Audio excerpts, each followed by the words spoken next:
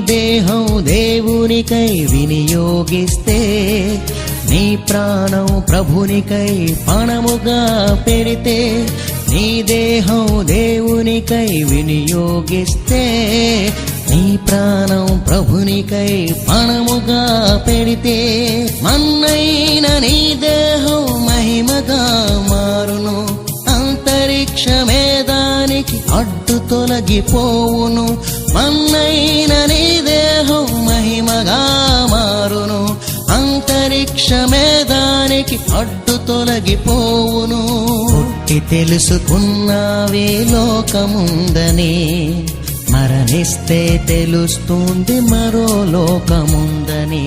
పుట్టి తెలుసుకున్నావే లోకముందని, మరణిస్తే తెలుస్తోంది మరో లోకముందని. తెలుసుకో ఈ నిజాన్ని, నీ మృత్యు వెనుకే ఉంది మిస్టరీ. దైవ గ్రంథం తెలిపింది దాని హిస్టరీ.